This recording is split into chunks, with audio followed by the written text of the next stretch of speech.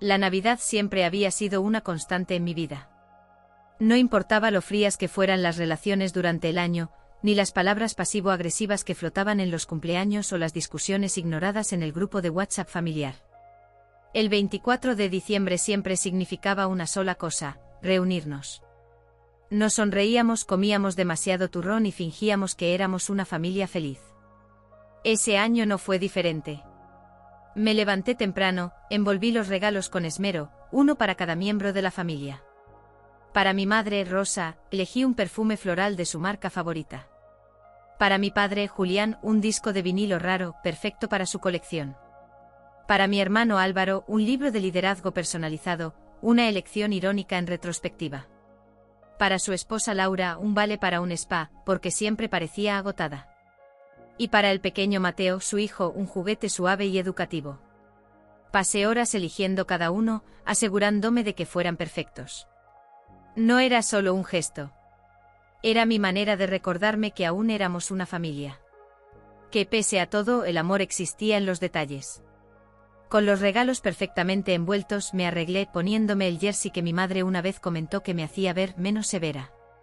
El coche estaba caliente mientras conducía, el aire navideño danzando suavemente con una ligera nevada. Al llegar a la casa familiar, las luces navideñas parpadeaban en la ventana del salón. El perro ladró una vez desde dentro, un sonido familiar que solía ser reconfortante.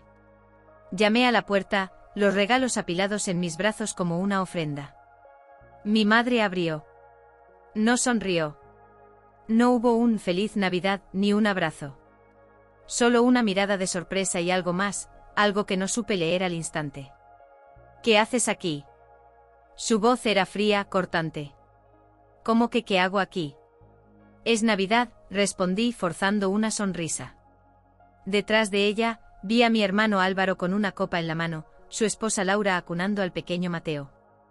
Todos parecían incómodos, pero ninguno habló. Mi madre dio un paso adelante. No te necesitamos aquí. Su voz se volvió aún más helada. Mejor sería que desaparecieras. Me reí, una risa seca, más por incredulidad que por humor. Miré a mi padre, que había aparecido en el pasillo. No dijo nada al principio, solo cruzó los brazos, como si fuera un guardia bloqueando la entrada. Desde ahora, no eres parte de esta familia, añadió finalmente como si hubiera ensayado la frase. No respondí. No porque fuera fuerte o valiente, sino porque las palabras se me quedaron atrapadas en la garganta. Mis manos temblaban ligeramente, aún sosteniendo los regalos. Parada en ese umbral con los copos de nieve posándose en mi cabello, me di cuenta de que no tenía un lugar allí. Que para ellos siempre había sido una extraña. Me di la vuelta lentamente, bajé los escalones del porche y volví a mi coche.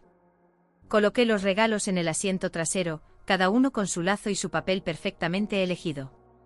Luego encendí el motor y conduje. No miré atrás. Esa noche no cené. Me senté en el suelo de mi pequeño apartamento, una taza de té en las manos que se enfrió sin que yo lo notara. A través de las paredes, podía escuchar el eco distante de las celebraciones de mis vecinos, las risas y la música navideña filtrándose como una burla cruel. No lloré. No podía. Algo dentro de mí se había roto, pero no en un estallido dramático. Fue más bien como una cuerda que se desgarró en silencio, dejando todo colgando en el vacío. Esa fue la noche en que entendí algo dolorosamente claro: a veces, la peor traición no viene de los enemigos. Viene de aquellos que una vez te enseñaron a envolver un regalo, que firmaron su nombre junto al tuyo en una tarjeta navideña, que te hicieron creer que el amor significaba siempre estar ahí. Pero para ellos, yo no estaba allí. Y quizás nunca había estado. Crecí creyendo que mis padres tenían dos formas de ver el mundo. Una para mi hermano Álvaro, llena de orgullo, risas y apoyo incondicional. La otra para mí distante, crítica, como si siempre estuvieran tratando de descifrar en qué me había convertido. Álvaro siempre fue el centro de atención. Carismático, ruidoso, lleno de vida. Era el niño al que la gente describía como un torbellino con una sonrisa. Cuando rompía algo, mamá decía que era solo un niño lleno de energía. Papá solía decir: ese chico tiene chispa. Yo, en cambio, era la hija invisible. Silenciosa, ordenada, siempre con un libro en la mano. Nunca causaba problemas, nunca pedía nada. Pero en lugar de ganarme el aprecio de mis padres, parecía hacerme aún más invisible. Mi madre me llamaba seria, mi padre bromeaba diciendo que siempre estaba perdida en mi propio mundo. Con el tiempo las diferencias se hicieron más evidentes. Mientras Álvaro cambiaba de carrera universitaria como quien cambia de camisa, yo trabajaba y estudiaba al mismo tiempo. Cuando él decidió abandonar la universidad porque no era lo suyo, mis padres lo aplaudieron por buscar su verdadero camino. Cuando conseguí mi primer empleo en una empresa tecnológica después de graduarme con honores, mi madre solo comentó: deberías vestirte con más color. Siempre pareces tan seria. Álvaro se casó joven, tuvo un hijo y mis padres volcaron todo su apoyo en él. Cada pequeño logro suyo era celebrado como una hazaña. Cada tropiezo era excusado con palabras dulces. Yo seguí mi vida, construyendo una pequeña empresa tecnológica con un grupo de amigos. Nos especializábamos en desarrollar software para despachos de abogados, un proyecto que habíamos iniciado desde cero, luchando por cada cliente. Mis padres nunca preguntaron por mi trabajo. Para ellos, trabajaba con ordenadores.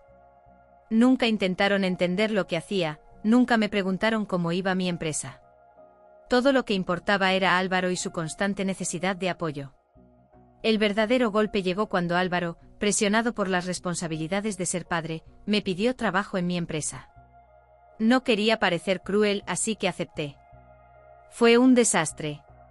Desde el primer día, llegaba tarde a las reuniones, se burlaba de mis colegas y hacía comentarios sarcásticos sobre cómo mi hermana pequeña era su jefa. En menos de un mes dejó de aparecer. Luego vi una publicación suya en redes sociales, sonriendo en una playa de Ibiza, con el pie de foto, invirtiendo en mí mismo. El mundo ya se pondrá al día. Mis padres compartieron la publicación con orgullo. Álvaro está encontrando su camino, escribieron. Yo no comenté. No dije nada. Solo volví a concentrarme en mi trabajo. Hasta que un día, recibí un mensaje de una amiga que trabajaba en una empresa de la competencia. ¿No es esto tuyo?, decía, y adjuntaba una imagen. Abrí el archivo y mi corazón se detuvo. Era un comunicado de prensa anunciando un nuevo software para despachos de abogados. El diseño, las funciones, incluso el flujo de trabajo, todo era idéntico al proyecto que habíamos desarrollado en mi empresa. Mi empresa. Al principio pensé que era una coincidencia. Pero cuanto más miraba, más claro se volvía. El diseño era nuestro, incluso el código base tenía elementos que solo nosotros conocíamos. La sensación de traición me ahogaba. ¿Cómo había llegado esto a la competencia? Solo había una respuesta posible. Álvaro. Él había tenido acceso a nuestros archivos cuando trabajó conmigo. Y en lugar de aprender, había robado nuestro trabajo y lo había vendido. Pasé horas mirando la pantalla sin moverme. No lloré, no grité. Solo sentí un vacío oscuro que se expandía dentro de mí. No podía creerlo. Pero tampoco podía ignorarlo. No llamé a mis padres. No hablé con Álvaro. En lugar de eso, contacté a nuestro abogado. Le pedí que investigara discretamente. En pocos días, la verdad salió a la luz. Álvaro había vendido nuestro software a una empresa de la competencia por 350.000 euros. Les había dicho que era su creación, que había desarrollado el proyecto por su cuenta. Cuando nuestros abogados contactaron a la empresa compradora para advertirles del robo de propiedad intelectual, el caos estalló. Álvaro entró en pánico. No me llamó a mí. Fue directo a mis padres, llorando y gritando que yo estaba tratando de arruinar su vida. Ella siempre me ha tenido envidia, les dijo. Y mis padres, por supuesto, le creyeron. Así que cuando llegué a la cena de Navidad, sin saber nada de todo esto, entré en un campo de batalla. No puedes simplemente desaparecer, me gritó mi madre. Arruinaste la vida de tu hermano, añadió mi padre. Ni siquiera me dejaron explicar. Ni siquiera quisieron escuchar. Fui declarada culpable sin juicio. Exiliada de mi propia familia por el crimen de proteger mi propio trabajo. Me marché sin discutir. Sin explicaciones. Sin defenderme. No había nada que pudiera decir que cambiara la forma en que ellos veían las cosas. Su lealtad siempre había sido para Álvaro. Y en ese momento entendí que nunca había sido parte de esa familia. Solo era un recurso más, alguien a quien utilizar y descartar cuando ya no fuera útil. Esa noche, sentada en el suelo de mi apartamento, mirando la pantalla del teléfono que no dejaba de iluminarse con mensajes de mis padres, supe que había terminado. No con ellos. Conmigo. Con la versión de mí misma que siempre trataba de complacerlos. Pasaron los días y el silencio fue reemplazado por caos. No solo en mi mente sino en mi vida. La llamada de mi abogado llegó como un disparo en medio de la noche.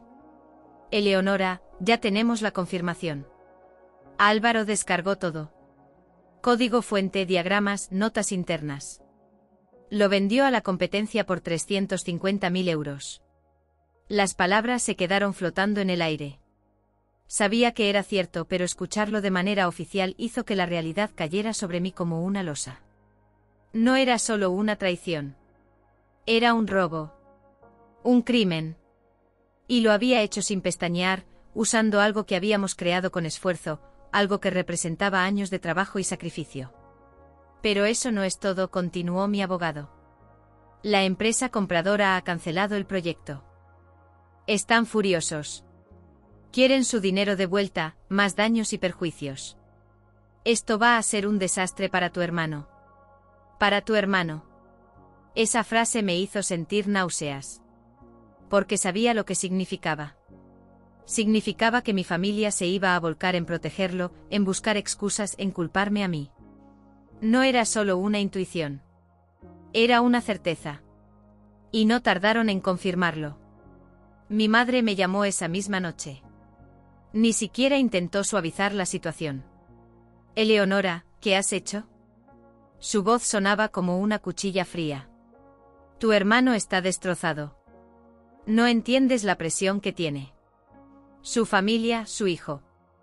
Tú solo has complicado todo. Me quedé en silencio.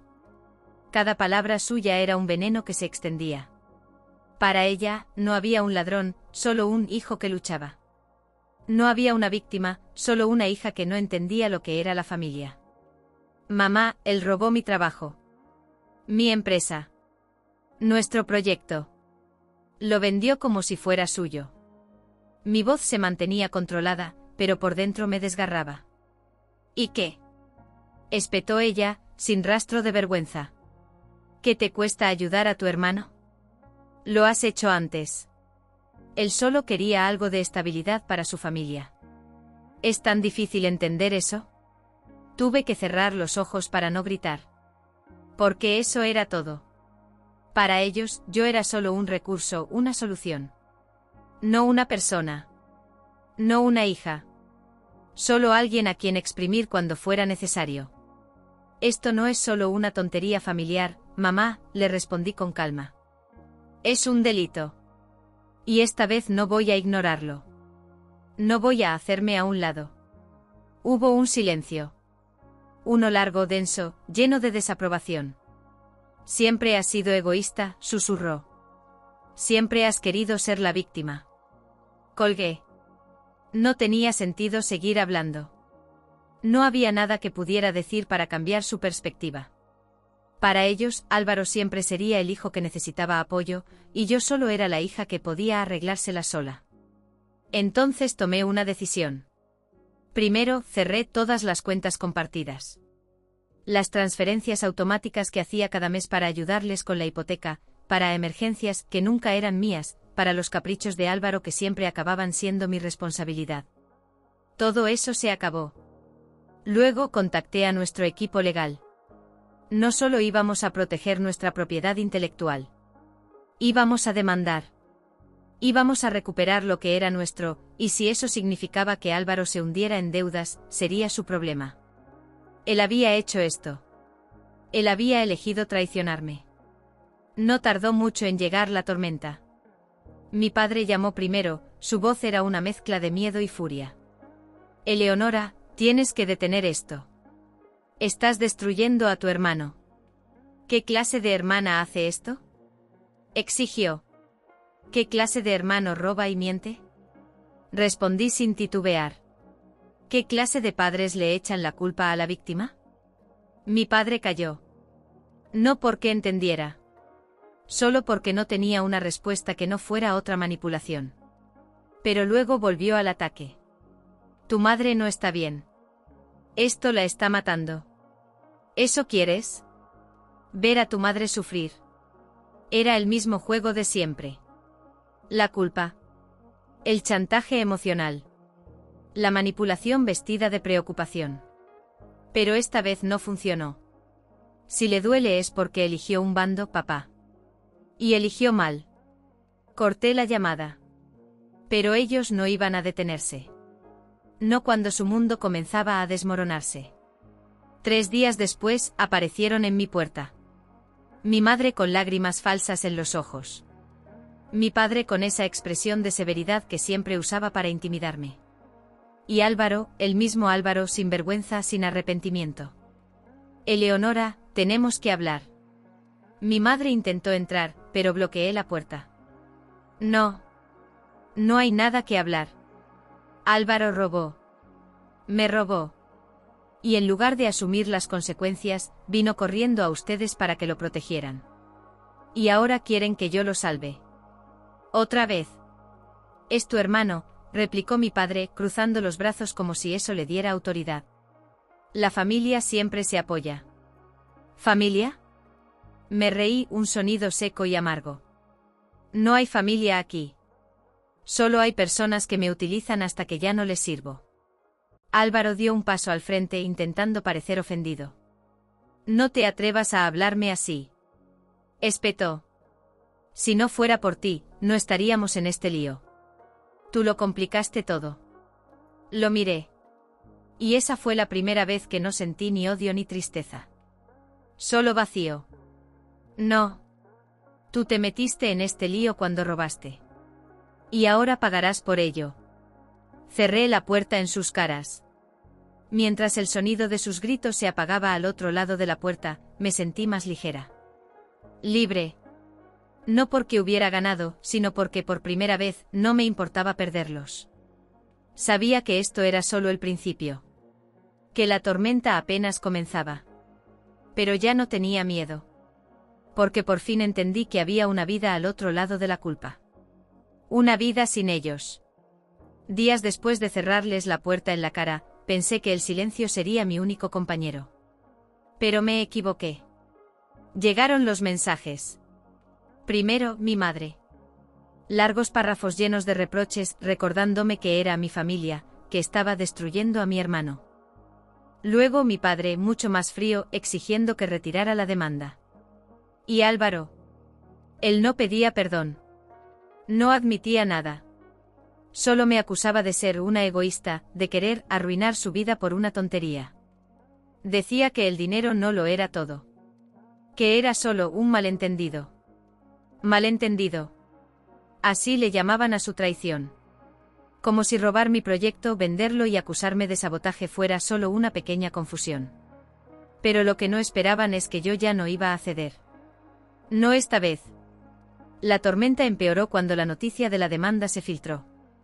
Mi abogado me llamó para advertirme. Mi familia estaba tratando de manipular la narrativa. Decían que era yo quien había robado, que había traicionado a mi propio hermano, que era una resentida. Hasta que apareció el abuelo. No esperaba nada de él. Era un hombre callado, siempre en su mundo, pero aquella tarde me llamó. Su voz era firme. Eleonora, ven a verme. Llegué a su pequeña casa, una reliquia del pasado llena de fotografías amarillentas y olor a madera vieja. Él me recibió con una mirada severa. Tu madre me llamó, dijo. Pero también me informé. Sé lo que hizo Álvaro. Y estoy contigo. Mis ojos se llenaron de lágrimas, pero no dejé que cayeran. No delante de él. Gracias, abuelo. No me agradezcas, respondió. Solo estoy haciendo lo correcto. Alguien en esta familia debe hacerlo. Antes de que me fuera, me puso un sobre en la mano. Lee esto cuando estés sola. Ya en casa, lo abrí. Era su testamento. Todo, absolutamente todo, me lo dejaba a mí. La casa, las tierras, sus ahorros. Todo. Con una nota al final. Siempre supe quién era fuerte en esta familia. Y no era Álvaro. Esa noche dormí tranquila. Por primera vez en mucho tiempo. Y aunque la tormenta seguía rugiendo afuera, yo ya no tenía miedo. Tenía algo que ellos nunca entenderían, dignidad. La mañana siguiente mi teléfono sonó. Era mi madre. No respondí. Luego mi padre. Luego Álvaro, su voz desesperada en el buzón de voz, pidiéndome que fuera razonable. Que habláramos como familia. Pero ese puente ya estaba quemado. Pasaron semanas y las noticias llegaron a través del abuelo. Mis padres vendieron su casa para pagar las deudas de Álvaro. Él perdió el lujoso apartamento que había comprado con el dinero de mi proyecto. Su esposa lo dejó, llevándose al bebé. Y mi madre, bueno, ella seguía repitiendo que todo esto era culpa mía. Pero yo no me sentía culpable. Me sentía libre. Volví a mi vida, mi trabajo, mi pequeño apartamento lleno de libros y silencio. Silencio real, no el vacío ruidoso de antes. Comencé a salir con amigos, a reír sin miedo, a vivir sin disculpas. Un día, recibí una carta del abogado de mi abuelo. Su última voluntad se había cumplido. Todo era mío. Lo miré con una sonrisa tranquila. No era el dinero lo que importaba. Era el reconocimiento.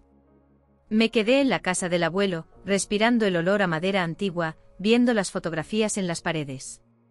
Él siempre había visto en mí algo que los demás no. Fuerza. Dignidad. Al final, no había perdido nada. Solo había dejado ir a quienes nunca estuvieron realmente conmigo. Y cuando finalmente cerré la puerta de esa casa, supe que había comenzado de nuevo. Sola, sí. Pero libre.